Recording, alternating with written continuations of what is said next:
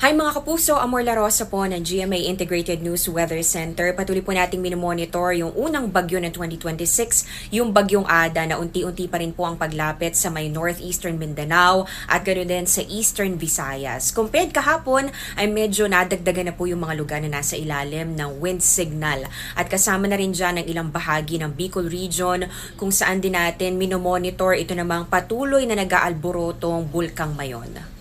Sa 11 a.m. na latest bulletin ng Pag-asa, huling namataan ang sentro ng Tropical Depression Ada, 420 kilometers sa silangan ng Surigao City. Taglay po ang lakas ng hangin aabot sa 55 kilometers per hour at yung bugso naman naabot na sa 70 kilometers per hour. Humikilos po yan pa west-northwest sa bilis na 10 kilometers per hour.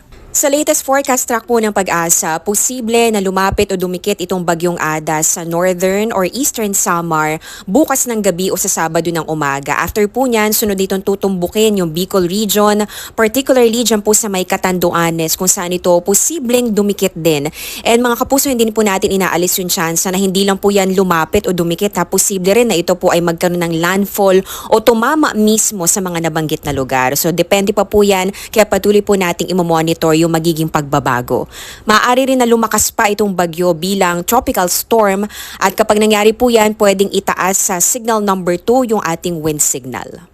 Sa ngayon, nakataas ang wind signal number 1 sa Sorsogon, southeastern portion ng Albay, Catanduanes, northern Samar, eastern Samar, eastern portion ng Biliran, eastern portion ng Leyte and ng southern Leyte, ganun din sa may Dinagat, Surigao del Norte, and Surigao del Sur. Posible pa po yung madagdagan sa mga susunod na oras habang tuloy-tuloy nga ang paglapit nitong bagyong Ada.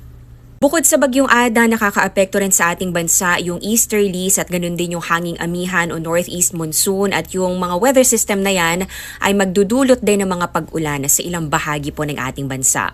Base sa datos ng Metro Weather, may mga pag-ulan ngayong araw sa may Cagayan, Isabela, iba pang bahagi ng Northern at ng Central Luzon, Mimaropa, ganoon din sa ilang bahagi ng Bicol Region, malaking bahagi po ng Eastern Visayas, halos Samar and Leyte provinces po yan, ganoon din dito sa Caraga Region. Dito po halos concentrated na sa ngayon yung mga pag-ulan na daladala nitong bagyong Ada.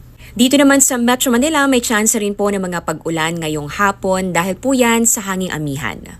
Yan po muna ang latest sa ngayon. Abangan niyo po ang mga susunod na update tungkol dito sa bagyong Ada at para sa pinakahuling detalye tungkol dyan at sa magiging lagay ng ating panahon sa mga susunod na oras at araw, abangan niyo po sa aking report mamaya sa 24 oras. Ingat mga kapuso!